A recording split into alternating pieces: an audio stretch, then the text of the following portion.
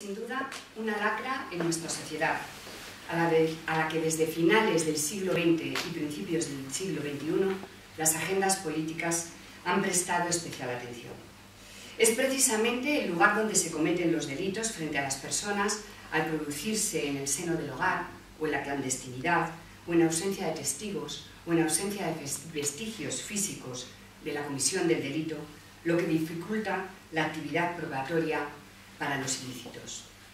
La búsqueda de la igualdad y de la justicia en un proceso para las víctimas de violencia no debe pasar nunca por una condena sin pruebas, pues chocaría directamente contra nuestra Constitución y contra el principio de presunción de inocencia.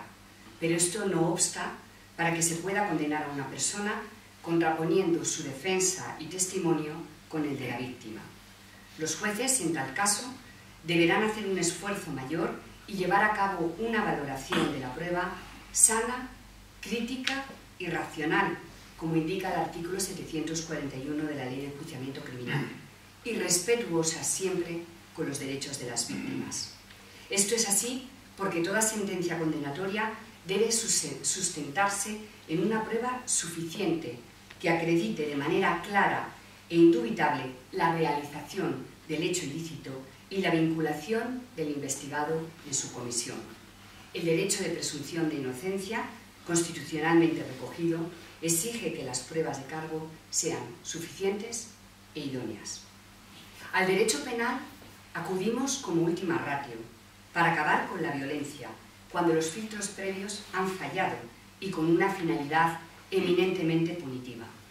Así las cosas, no solo es necesario determinar normativamente qué conductas son delito y qué pena corresponden a esas conductas, principios de legalidad y tipicidad del derecho penal, sino que es necesario favorecer un sistema probatorio que se adapte a las peculiares características de los malos tratos no constitutivos de lesión, del maltrato psíquico, de las coacciones, de las amenazas, de las vejaciones injustas o de los delitos que atentan contra la libertad sexual, de los que no se desprenden evidencias físicas que puedan demostrar a través de prueba médica la realidad del delito cometido. Pues se trata de delitos que tan solamente la víctima y el victimario saben la realidad de lo ocurrido.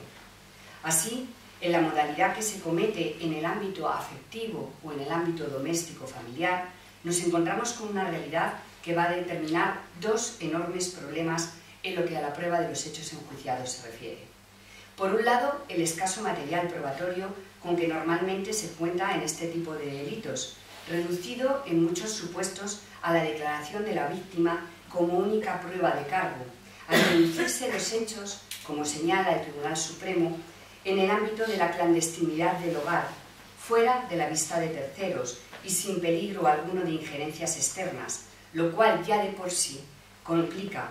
una mayor dificultad e implica una mayor dificultad a la hora de probarlo.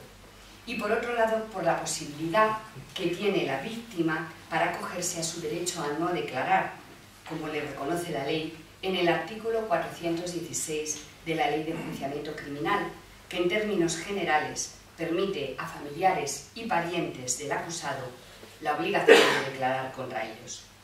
La Ley Orgánica 8/2021 intentó solventar o ha intentado solventar esta disfunción jurídica y en la actualidad carecen del derecho de dispensa para declarar contra sus parientes los que tengan la guarda de hecho o representación legal de una víctima menor o discapaz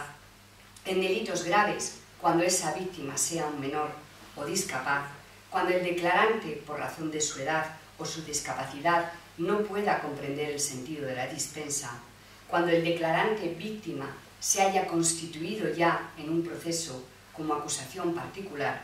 y en aquellos casos en que haya declarado tras haber sido informado de su derecho a no hacerlo, incluso en sede policial. En el seno de un proceso penal y en aquellos delitos que se cometen en la clandestinidad sin desprender evidencia física de su comisión, como indica nuestro Tribunal Supremo en sentencia de 13 de junio del 2018, la víctima tiene una posición de testigo cualificado, dada su condición de sujeto pasivo del delito, abogando además esta sentencia por una reforma procesal en la que se plasme la distinta posición que tiene en el proceso quien ostenta la condición de víctima en comparación con quien es testigo en sentido estricto, y que esa diversa posición tenga reflejo en lo que a los medios de prueba se refiere, porque lo contrario, considerar a la víctima un mero testigo, desnaturaliza la verdadera posición en el proceso penal de la víctima. El Tribunal Supremo dice, y abro comillas, la introducción de la posición de la víctima en la categoría de mero testigo desnaturaliza la verdadera posición en el proceso penal de la víctima, que no es tan solo quien ha visto un hecho y puede testificar sobre él, sino que es el sujeto pasivo del delito, y en su categorización probatoria está en un grado mayor que el mero testigo ajeno y externo al hecho, como mero perceptor visual de lo ocurrido. En línea con lo expuesto, el Pleno del Tribunal Constitucional, en sentencia 258/2007, ha venido estableciendo de forma reiterada que la declaración de la víctima, practicada normalmente en el acto del juicio oral, con las necesarias garantías procesales, puede erigirse como prueba de cargo y, en consecuencia, la convicción judicial sobre los hechos del caso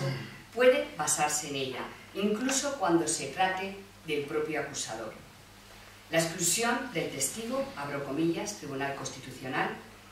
único como prueba de cargo, es una regla propia de un sistema de prueba tasada. En cambio, un sistema basado en la valoración racional admite que la condena tenga su fundamento en un solo testigo.